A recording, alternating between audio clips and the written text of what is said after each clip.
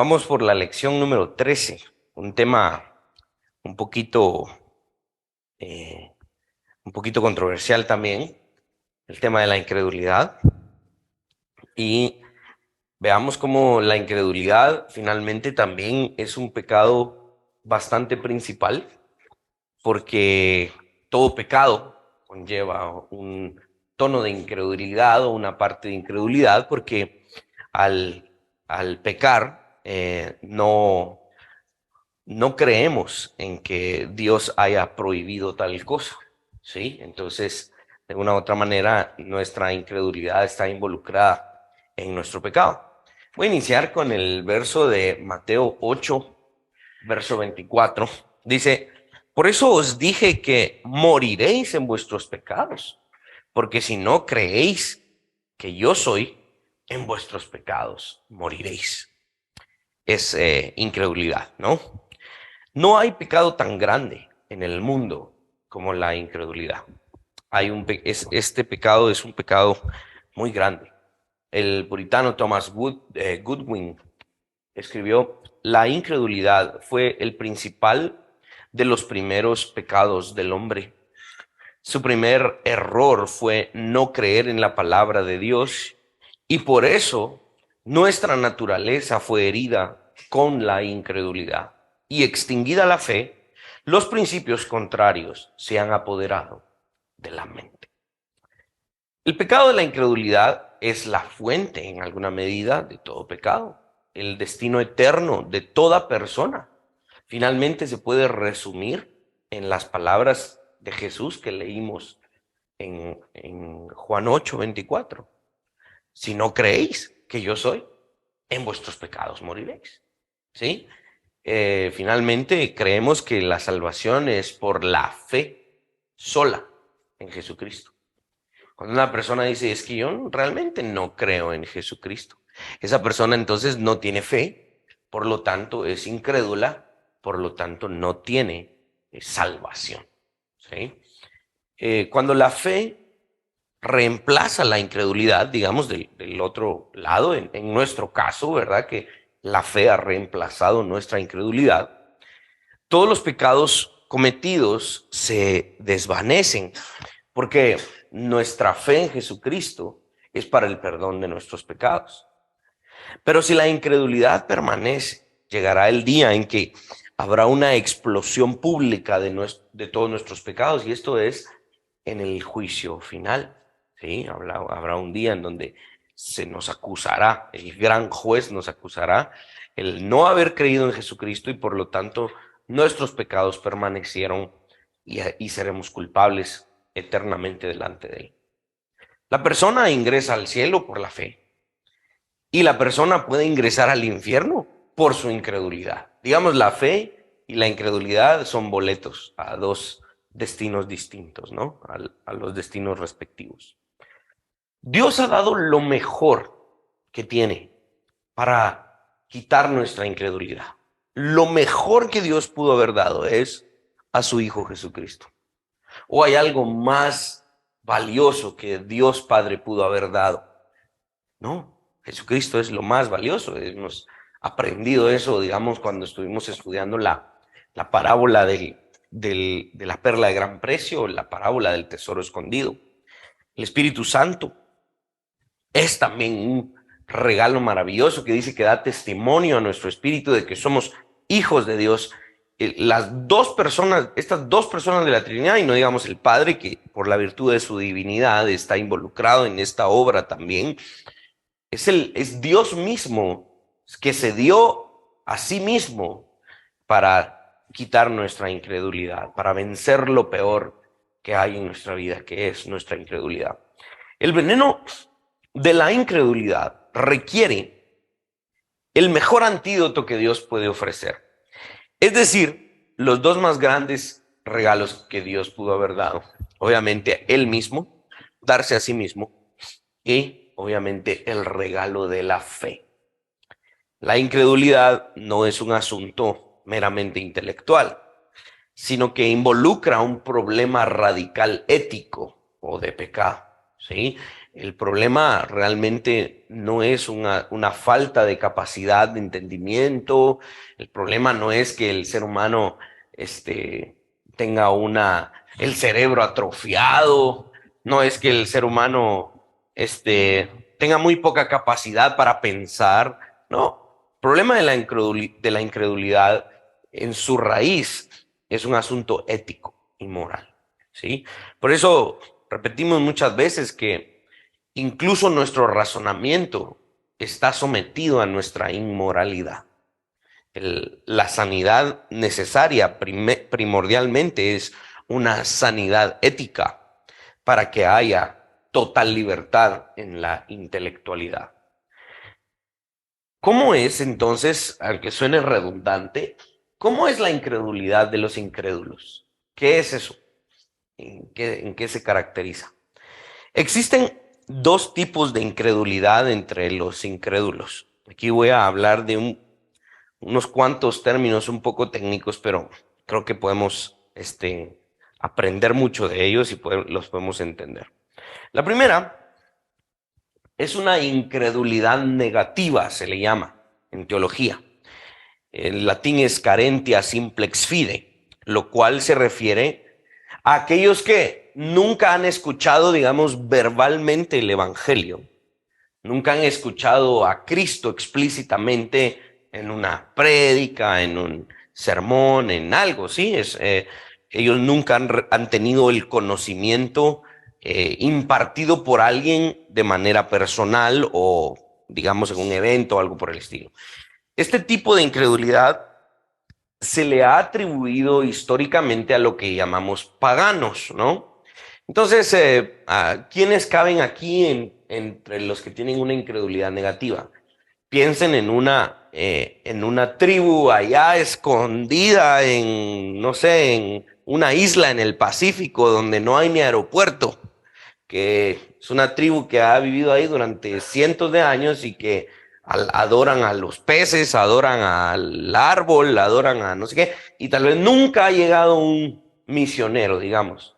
Digamos que ellos nunca han recibido de primera mano la exposición del evangelio, ¿sí? Mucho menos una prédica, una iglesia, nada. Ellos son los que, digamos, caen en el grupo de una incredulidad negativa. El segundo tipo de incredulidad es lo que se conoce como incredulidad privativa. En latín es carentia fidei debitae inesse, la cual se refiere a aquellos que sí han escuchado el evangelio, se les ha presentado el evangelio, pero explícitamente se rehúsan a creer en ese evangelio. Rechazan a Cristo y su evangelio, no le reconocen como Salvador, a pesar de que le han escuchado o han recibido una exposición clara del evangelio de manera personal o colectiva, etcétera, ¿no? Digamos, es el caso más común, más que hoy en un mundo globalizado, en donde sería muy extraño decir, aunque sé que existe el caso, pero sería muy extraño decir que nunca nadie ha escuchado el nombre de Jesús, nunca lo han visto en un sticker. Es raro, de verdad. Se cree que hoy en día la iglesia cristiana evangélica es la iglesia, o la iglesia cristiana, no necesariamente evangélica, pero digamos en todas sus denominaciones, en todo su espectro denominacional, se cree que hoy esta iglesia cristiana está presente, aunque sea en pequeñas cantidades, en todos los países del mundo. Se cree que hoy existe eso. Entonces, este es el caso, digamos, más común. Se enojó el diablo, miren. Aquellos con incredulidad negativa, que es el primer caso, ¿sí? Aquellos que, digamos, nunca han escuchado un sermón, nunca han escuchado la exposición del evangelio, de todas maneras son culpables delante de Dios. Y algunos dirán, eso es contraproducente, porque si nunca han recibido un mensaje, nunca se les ha testificado, ¿cómo pueden ser culpables? ¿Sí? De todas maneras, creemos que la Biblia enseña que aún en un caso de incredulidad negativa, Dios de todas maneras les acusa y la Biblia establece que no tienen excusa. Dice Romanos 1:20, porque las cosas invisibles de Él, su eterno poder y deidad, se hacen claramente visibles desde la creación del mundo, siendo entendidas por medio de las cosas hechas, de modo que no tienen excusa. El ser humano es hecho a imagen de Dios. Creyente o no creyente, el ser humano porta imagen de Dios. La mejor explicación, creo yo, que existe en este caso es lo que Juan Calvino diría en sus institutos sobre que en el incrédulo la imagen de Dios permanece, pero distorsionada. ¿Sí? La Biblia dice, y hemos de creer esto, la Biblia dice que todo ser humano sabe que hay un Dios, y no solo cualquier Dios. Todo ser humano sabe que existe el Dios de la Biblia. Dios se aseguró de dejar en todo ser humano su imagen y semejanza. Por lo tanto, no existe un solo ser humano en el mundo que pueda decir, yo nunca supe nada. No, todo ser humano sabe que hay un Dios. Pero entonces, ¿por qué hay incrédulos? Por eso es que estamos estudiando esta serie, para que veamos el alcance del pecado. Romanos 1 desarrolla este argumento, Pablo desarrolla este argumento en donde, a pesar de que la imagen de Dios reside en el ser humano, este es incrédulo porque en su injusticia, en su pecado, suprime la verdad de Dios, detiene la verdad de Dios, se rehúsa.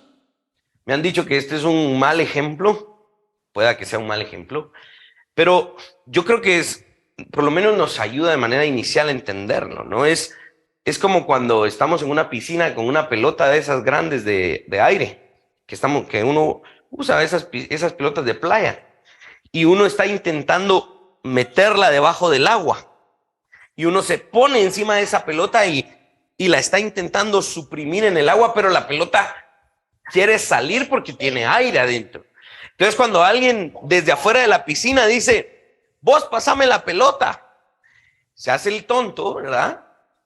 Más exactamente, usando terminología bíblica, se hace el necio y dice, aquí no hay pelota.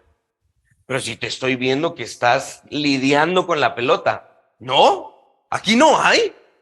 Y va a llegar un momento en el que no puede y la pelota va a saltar a la superficie, porque la pelota de por sí no puede estar debajo del agua. Entonces, puede que sea un mal ejemplo, pero el punto es, la imagen de Dios permanece, incluso en aquellos que son presos de una incredulidad negativa. Va a llegar gente que va a llegar delante de Dios y va a decir, Señor, a mi isla nunca llegaron los famosos misioneros, ni los mormones, ni nadie llegó a decirme nada de Jesús. Dios les va a cargar y les va a decir, yo dejé mi imagen y mi semejanza en ti. Y la creación testificaba de que yo existía y tú debiste haberme reconocido. Creemos que la Biblia habla de eso, ¿sí? No hay excusa en el ser humano para decir Dios no existe. Por eso me gusta tanto la metodología apologética presuposicional, porque asume esto. Y los apologistas presuposicionales llegan con los ateos y le dicen, tu problema no es que tú no tengas suficiente evidencia. Tu problema es que tú odias a Dios. Tú sabes que Dios existe, pero tú odias a Dios. R.C. Sproul fue a una convención de ateos, lo invitaron un día a dar una conferencia sobre lo que es el cristianismo. Y me dio tanta risa porque abrió su disertación diciendo, todos ustedes que son ateos hoy aquí, no tienen el problema de no conocer a Dios. Ustedes tienen otro problema, ustedes odian a Dios. Y ese es el punto de la incredulidad negativa, ¿sí? La imagen de Dios permanece. Y aunque no les hayan dicho nunca que Jesús es el Salvador, ellos tenían suficiente revelación de Dios como para reconocerle. Esto es un punto bien importante porque hay muchas personas que intentan excusar a aquellos que supuestamente nunca recibieron el evangelio. Pero bien, Dios siempre dio revelación de sí mismo.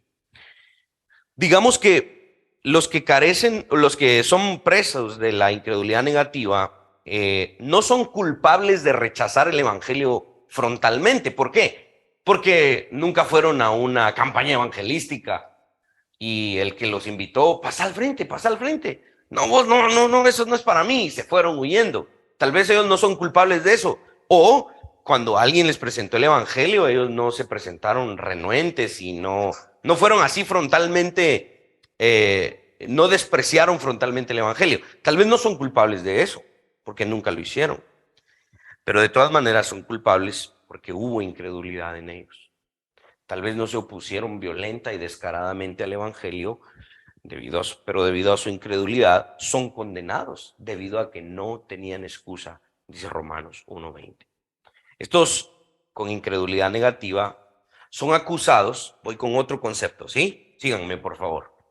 Los de incredulidad negativa son acusados con lo que se conoce como una infidelidad material, lo cual significa lo que les estoy explicando. No se opusieron frontalmente a la fe, ¿sí? Pero su falta de fe les hizo ignorar el evangelio, pasar por alto las buenas nuevas del evangelio y por lo tanto son responsables delante de Dios. Esto es un término en alguna medida jurídico, ¿no? A veces, por ejemplo, se le acusa a alguien de ser de un homicidio material o ese tipo de cosas, que significa que no lo ejecutó con sus manos, pero de todas maneras algo que hizo o dejó de hacer provocó ese homicidio. Por eso lo culpan con homicidio material o ese tipo de cosas, ¿no? Entonces, acá la incredulidad negativa, aunque ellos nunca se opusieron al evangelio, el hecho de no reconocer al Salvador los hace poseedores de una infidelidad material. Un misionero que se llamaba, si no estoy mal, era Francis Redhead, era escocés. Y él utilizó mucho de su esfuerzo para ir a unas tribus que estaban en Sudamérica en el siglo XVIII o algo por el estilo, ¿no? Siglo XIX, no sé. Y él hizo un esfuerzo para llegar allá, a esas tribus que algún día le contaron que necesitaban del evangelio. Y él llegó y estuvo un corto tiempo y regresó a su país. Y le preguntaron, ¿por qué regresaste tan pronto? Porque me llevé la sorpresa, dice, que en efecto nunca nadie les había llevado el evangelio, pero ellos ya conocían a Dios. Y cuando yo les presenté y les expliqué el evangelio, de todas maneras lo rechazaron y me sacaron y por eso me vine. Entonces, hay muchos testimonios de gente que dice, sí, la gente sabe que hay un Dios, pero lo ignora. Estos son con una incredulidad negativa y son culpables de infidelidad material. Ahora vamos con incredulidad privativa. El otro caso, la incredulidad privativa es aquella incredulidad que a pesar de que se les habló, se les explicó, se les presentó y testificó, lo rechazaron. Ellos son culpables de lo que se conoce como infidelidad formal. Es decir, ellos formalmente rechazaron el evangelio. Formalmente fueron infieles, ¿sí? Permanecieron en su incredulidad a pesar de haber sido expuestos al evangelio. Esta distinción que estoy haciendo proviene de varios versos, pero el más claro, digamos, que es Juan 15:22. Si yo no hubiera venido, ni les hubiera hablado, no tendrían pecado, pero ahora no tienen excusa por su pecado, ¿sí? Porque Jesús vino, porque se reveló, presentó el evangelio. Por ejemplo, Jesús hace una distinción, la que estoy hablando, y este pasaje lo predicamos hace unos meses, cuando Jesús dijo, ay de ti, Corazín, ay de ti, Betsaida, ¿sí?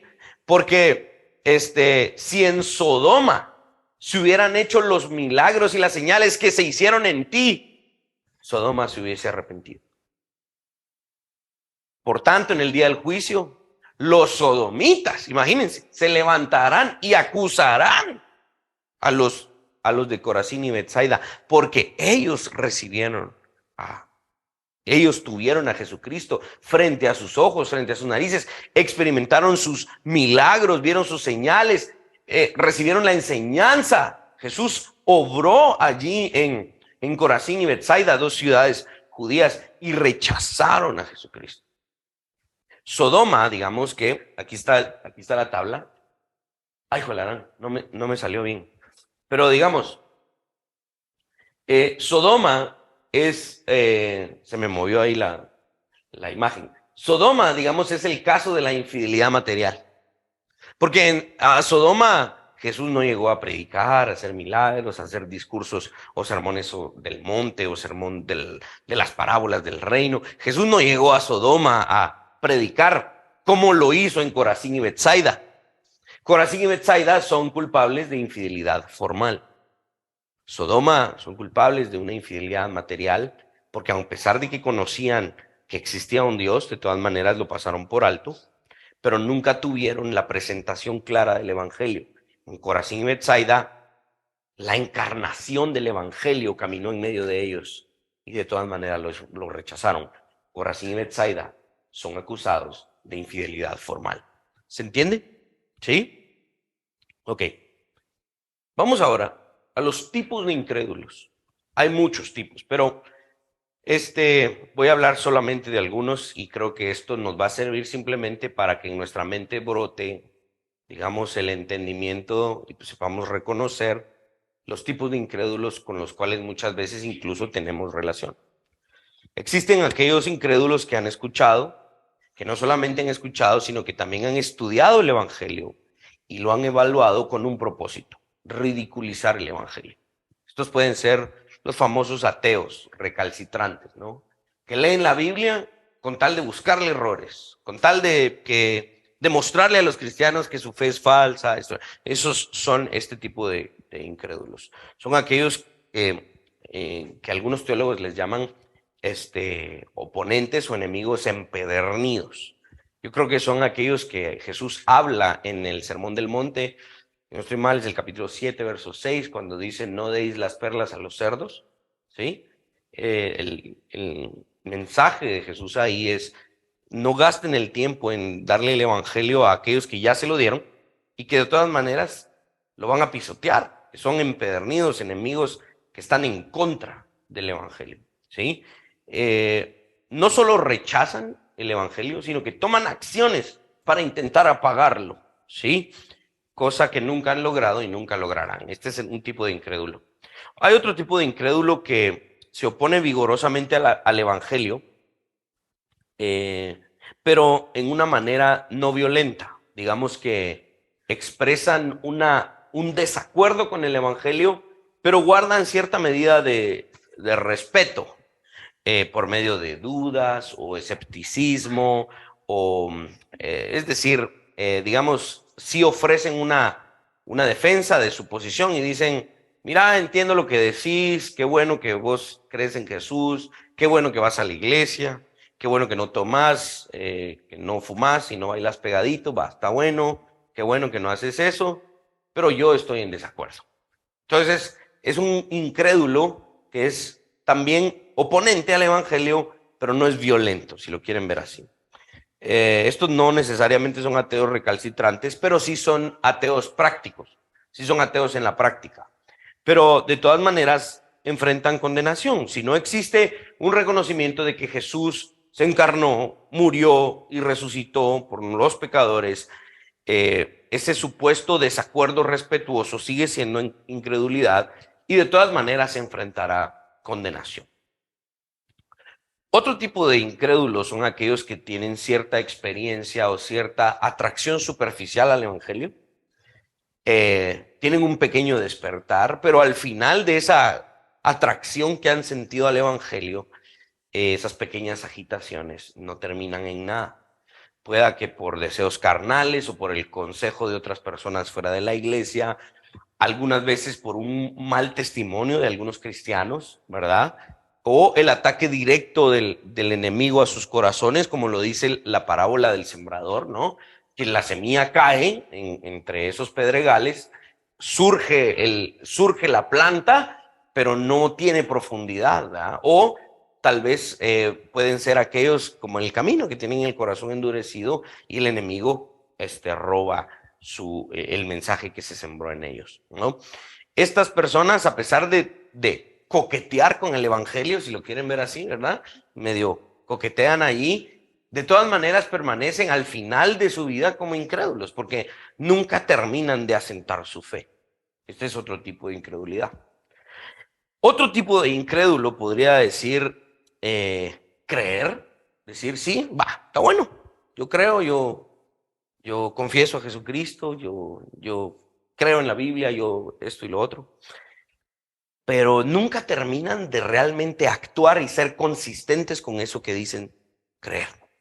¿Sí? Vean, en alguna medida, no me gusta esto que estoy haciendo, pero lamentablemente en la práctica existe. Vean los niveles, en alguna medida, de incredulidad, desde aquellos que son violentos en contra, aquellos que simplemente están en desacuerdo, aquellos que coquetean pero nunca terminan realmente de asentar su fe, aquellos que dicen sí, entran a la iglesia, practican muchas cosas del cristianismo, pero finalmente también se quedan con ciertas reservas y no terminan de comprometerse con el cristianismo. John Owen, el gran puritano inglés, escribía sobre este tipo de incredulidad y su lamentable realidad, decía John Owen, incluso dentro de la iglesia.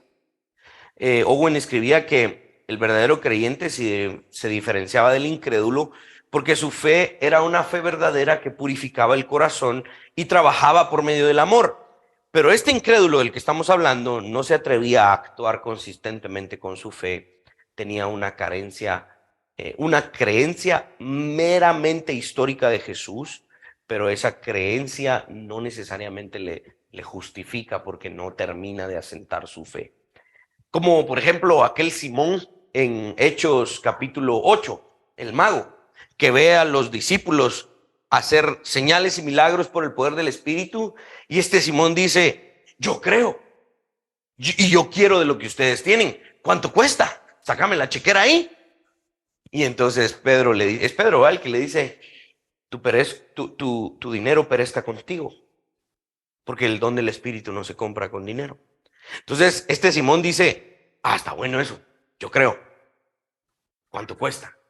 Es este tipo de incrédulo que finalmente termina pereciendo porque no cree de verdad, sino cree en otra cosa, ¿sí? Este tipo de incredulidad finalmente nunca avanza más allá de lo intelectual, no llegan a abrazar al Salvador completamente, solo le entienden a cierto nivel intelectual, pero no pasan de ahí. ¿Okay? Hablemos de lo pecaminoso de la infidelidad formal. ¿Por qué la infidelidad formal? Porque es la infidelidad más común que vemos, más en un país como Guatemala, que hasta su constitución dice, invocando el nombre de Dios. Entonces, es un país en donde ningún guatemalteco, creo yo, podría decir hoy en día, yo nunca supe quién es Dios, qué es la Biblia, porque estamos inundados en alguna medida de mucho cristianismo, hay Biblias por todos lados, hay iglesias evangélicas en cada esquina del país y es decir, la infidelidad formal es lo que más abunda. Porque incluso, díganme si no, todos lo hemos experimentado, hemos presentado el evangelio a alguien y nos han rechazado. Nos han dicho no, no gracias. Esa es una infidelidad formal. Formalmente nos dicen no gracias, ¿verdad? Todos estos tipos de incredulidad pertenecen a esto, a una infidelidad formal, a un rechazo del evangelio a pesar de haberlo escuchado. Es pecaminosa y es principalmente en contra de Dios. No es una incredulidad en contra nuestra.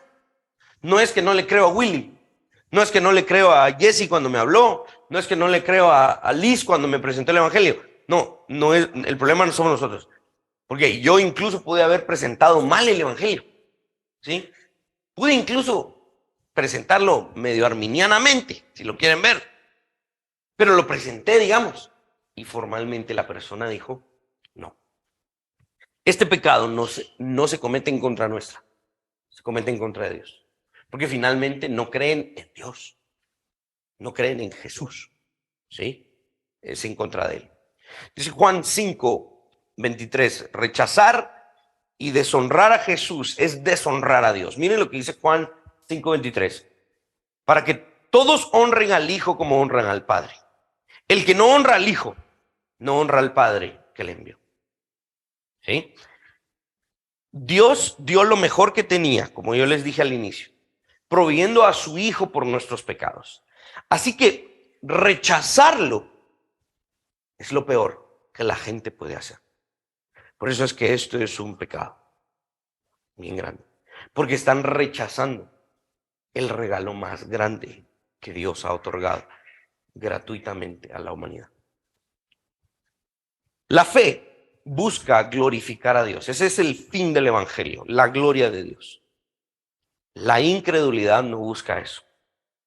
No solamente la incredulidad busca exaltar al ser humano, sino que la incredulidad busca pisotear a Dios. Romanos 4:20 dice, tampoco dudó por incredulidad de la promesa de Dios, sino que se fortaleció en fe, dando gloria a Dios. Romanos 4 está hablando de Abraham, quien no dudó. Él más bien fortaleció su vida en la fe, dando gloria a Dios. La incredulidad hace lo contrario, pisotea a Dios. Y cuando alguien cree en Dios, viene a creer en sus atributos. Cada atributo de Dios ayuda a nuestra fe. Cada atributo de Dios fortalece nuestra fe. Por eso los estudiamos. ¿Se recuerdan? Estudiamos los atributos comunicables, los incomunicables. Estudiamos que hay cosas que Dios sí nos revela y nos comparte y nos permite participar de ellas. Son los que llamamos atributos comunicables, ¿no? Por ejemplo, un atributo comunicable de Dios es la sabiduría. Él es la fuente de toda sabiduría, pero nos comunica esa sabiduría porque podemos participar de ella. Pero, por ejemplo, Él no nos comparte su atributo de la inmutabilidad. Él no cambia, Él es el mismo ayer, hoy y siempre, pero nosotros sí cambiamos. Entonces, aunque nos revela ese atributo, no nos permite, digamos, participar de Él. Pero esos atributos nos ayudan a entender mejor quién es Dios y por lo tanto a fortalecer nuestra fe. Si alguien viene y dice, bien, pues, yo creo en Jesús, yo creo en esto, yo creo que Dios puede hacer esto, yo creo, pero fíjate vos que yo sí no creo que Dios sea omnisciente. Sí, Dios todo lo puede, pero que todo lo sabe, eso sí no te lo creo. No creo eso. Entonces, cuando una persona dice, yo no creo en este atributo de Dios, realmente no cree en todos. Porque es creer en todos los atributos o no creer en ninguno. ¿Sí? Rechazar las buenas nuevas del evangelio, a pesar de todo esto que Dios ha revelado, es llamar a Dios mentiroso. Cuando un incrédulo dice, no creo en Jesús, realmente está diciendo, es que ese Dios te está dando mentiras. Es un Dios mentiroso. Pero al contrario, reconocer las buenas nuevas del evangelio es testificar que Dios es verdad. El puritano Stephen Charnock escribió lo siguiente: es la gloria más alta que una criatura puede dar al Creador. ¿Cuál? Reconocerle un Dios de verdad eterna e inmutable. Ahora bien, como el verdadero creyente glorifica no solo la verdad del Hijo, sino la del Padre, así el incrédulo no ultraja simplemente a Cristo, sino a Dios Padre, cuyos consejos y mandamientos son publicados por Él. Mis hermanos, el no creer el evangelio pone a Dios Padre y a Jesús incluso por debajo de Satanás, quien es el padre de la mentira. Porque recordemos que no hay medias tintas. No existe aquel que medio cree. Ya vimos que esos casos de medio fe, medio creencia, finalmente son incredulidad. Porque la Biblia no nos da un término medio, la Biblia no nos da una neutralidad. O es creer en Jesucristo y tener una fe inquebrantable en Él y confiar totalmente en Él, o decir, no creo en Él. El que dice, yo no creo en Jesucristo, no creo que Él sea el Salvador, no creo que Él exista, ¿sí? Es poner a ese Dios por debajo incluso de Satanás. Porque el decir, no creo en Dios, es creer en la mentira de Satanás y por lo tanto es darle crédito a Satanás, quien es el padre de la mentira. Por lo tanto, se eleva a Satanás por sobre el Dios verdadero. Mark Jones, en su libro Conociendo el Pecado, dice: o afirmamos que creemos en Dios o negamos quién Él es. No hay término medio. La incredulidad formal, que es la que estamos hablando, finalmente pinta a Dios como un demonio mentiroso y manipulador, maquinador de mentiras. Pero la fe, al contrario, nos enseña que Dios Padre declaró a través de su Hijo la más grande verdad y el bien más alto para los pecadores, que es la salvación. El rechazar este mensaje, el rechazar el mensaje del Evangelio, el decir: yo no creo en Dios, no creo que necesite salvación, es asesinar la propia alma. No puede haber más grande bondad que mostrar a los pecadores el Evangelio. Y no puede haber más grande maldad que rechazarlo. ¿Es uno o lo otro? ¿Me estoy dando a entender? La incredulidad es diabólica. Suena dramático, pero es cierto. La incredulidad muestra la rebelión del diablo de maneras importantes a considerar. Lucifer, antes de ser Satanás, tenía una posición privilegiada en la presencia de Dios. Pero Lucifer se deleitó más en que otros se sometieran a él que en él someterse al Creador. La dignidad que deseó él, la que Lucifer deseó, era la dignidad que solo le pertenecía a Cristo. Lucifer no quiso ser como los demás ángeles. Deseó aquello que solo le pertenecía a Cristo, lo cual solo Cristo podía tener y también ejecutar o ejercitar. La oposición de Satanás, la oposición que Satanás presenta, está íntimamente conectada con su fracaso. Y esto nos ayuda a entender el fracaso de los incrédulos. El Padre designó a Cristo para gobernar el cielo y la tierra, no a Satanás. Satanás sabe que no puede derrotar al Hijo de Dios. Él lo sabe. Pero, ¿qué hace entonces? Satanás trabaja. Y en esto, Satanás no es ocioso ni perezoso. Satanás intenta derrotar al Hijo de Dios trabajando para que la gente no crea en el Hijo de Dios. Cuando Satanás trabaja para esto, está intentando absurdamente robarle gloria al Hijo de Dios, aquella gloria que Satanás desea. En el desierto, Satanás intentó esto sin éxito. ¿Recuerdan cuando tentó a Jesucristo? Cuando Jesús regresó de su encuentro con Satanás, y Jesús regresó victorioso del desierto, la gente en la sinagoga, ¿se recuerdan que Jesús, regresando del desierto, se fue a una sinagoga y buscó en el rollo del Antiguo Testamento, buscó aquella profecía de Isaías que dice: el Señor me ha escogido y me ha enviado para dar libertad a los cautivos, para anunciar el año agradable del Señor? Y luego de leer esa porción, Jesús le dijo a la sinagoga: esta profecía hoy se está cumpliendo frente a ustedes. ¿Recuerdan esa escena? ¿Qué hizo Satanás? Dice Lucas 4, 28 y 29, que la gente de ese lugar se llenó de ira en contra de Jesús por la profecía que leyó y por haber dicho que él era el cumplimiento de esa profecía. ¿Cómo se atreve a decir eso? Dice que la gente en esa sinagoga se llenó de ira, lo agarraron a Jesús y lo llevaron a una cumbre y lo querían despeñar, lo querían tirar. Pero Jesús dice que logró librarse y pasó en medio de ellos. Esta es obra de Satanás. Esta es la obra de Satanás. La gente no solo no creyó en Jesús, sino que actuaron como Satanás, intentando matar a Jesús. Absurdo. Satanás es el padre de los incrédulos. Jesús mismo lo dijo. Juan 8, 44.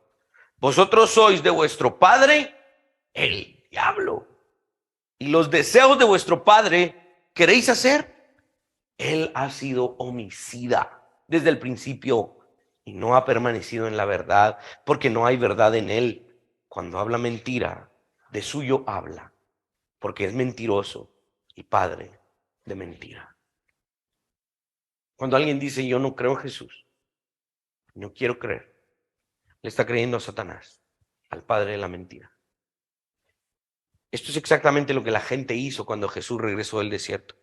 Lo quisieron asesinar, porque eran hijos de Satanás, quien es homicida desde el principio. Este caso se repite desde el jardín del Edén. La serpiente era mentirosa y asesina. Caín era mentiroso y asesino.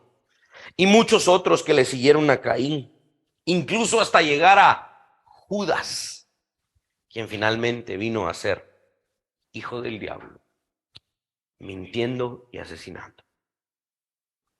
Tan simple como lo pone Mark Jones en su libro Conociendo el Pecado, la incredulidad es obediencia a Satanás. Por eso digo, la incredulidad es diabólica. Los ángeles caídos, demonios. Dice la Biblia que los demonios creen. Los demonios reconocen a Jesús. Hay varias veces que vemos en los relatos y los demonios tiemblan y dicen, ¿qué tienes con nosotros, Jesús, Hijo del Dios Altísimo? Los demonios saben que Jesús es el Hijo de Dios.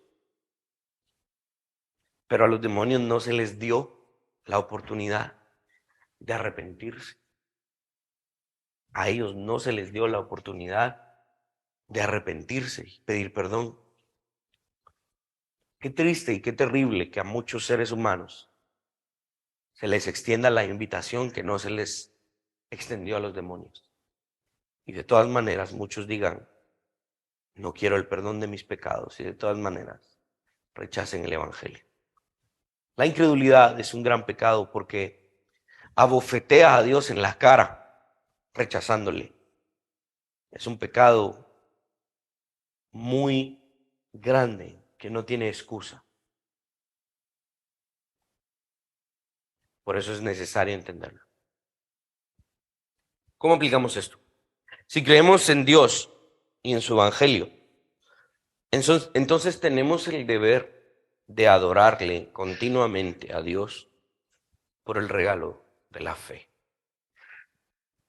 Por la gracia y misericordia de Dios, nadie de los que está aquí, hasta el momento, pues no hemos visto eso. Si hubiese un incrédulo entre nosotros, por la forma que yo predico, estoy seguro que ya hubiera brincado uno y hubiera dicho, no, Willy. Estoy seguro.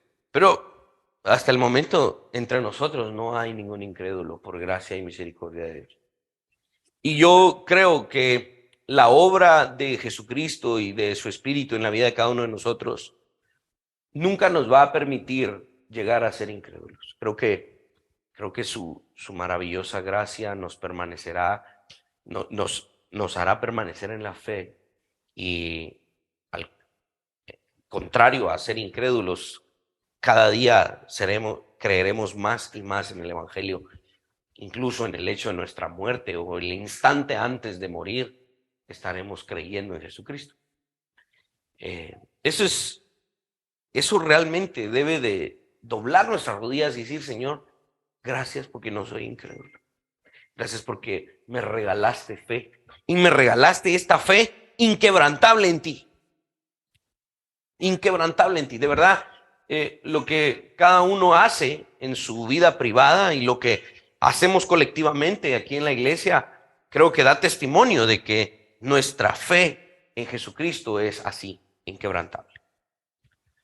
Ahora, de una u otra manera, cada vez que cometemos un pecado, sí hay un tinte de incredulidad en nosotros.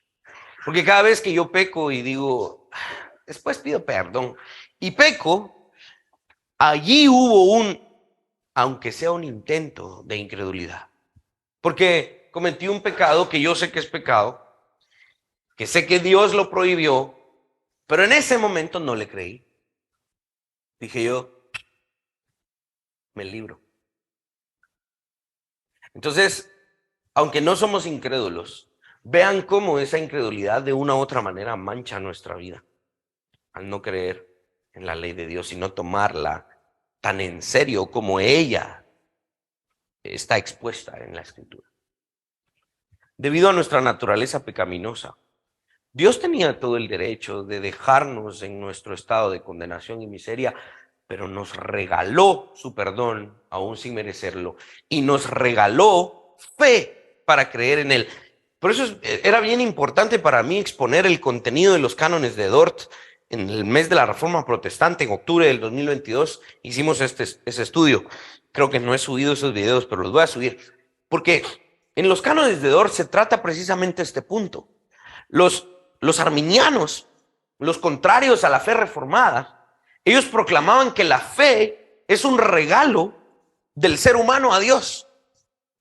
Ellos proclamaban que el ser humano viene ante Dios y le ofrece la fe que hay en ellos.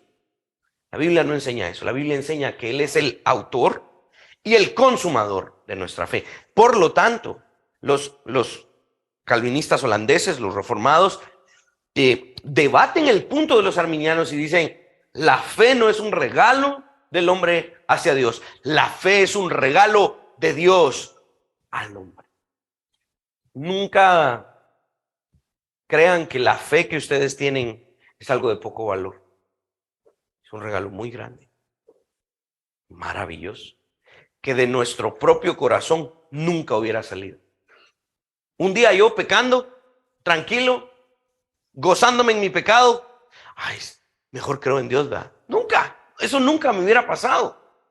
Sino es que Dios se acerca y me regala fe para creer. Yo no hubiese creído. Esto nos debe guiar a alabarle y glorificarle. Antes desagradábamos a Dios. ¿Saben por qué hoy podemos agradar a Dios? Dice Hebreos 11, que sin fe es imposible agradar a Dios. Hoy podemos agradar a nuestro Padre porque tenemos fe. Qué triste sería que Dios viviese todo el tiempo desagradado de nosotros.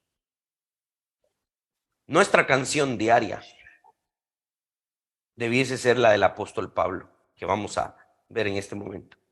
De lo más alto Jesús descendió a lo más bajo para levantarnos junto a él. Y por eso debiésemos cantar como Pablo escribía en Gálatas 2:20. Con Cristo estoy juntamente crucificado y ya no vivo yo, mas Cristo vive en mí. Y lo que ahora vivo en la carne, ¿lo vivo en qué? En la fe del Hijo de Dios, el cual me amó y se entregó a sí mismo por mí. Qué glorioso es no tener la vista oscurecida, sino tener ojos que ven al Salvador. Por eso cantamos aquel himno, ¿se recuerdan? Sé tú mi visión, en vida o muerte, sé tú mi visión. Porque Él nos dio fe. No nos quedemos callados, mis hermanos. Vayamos y testifiquemos, aunque no nos crean. Sigamos anunciando el Evangelio y ojalá seamos instrumentos en las manos de aquel que regala fe a otros. Ah, sí, yo ahora soy cristiano porque un día Willy me habló. Willy no le dio fe. Willy fue el instrumento por medio de la cual la fe llegó a esa persona. Ojalá seamos esos instrumentos que Dios utilice para que otros crean y reciban el perdón por su incredulidad. Amén.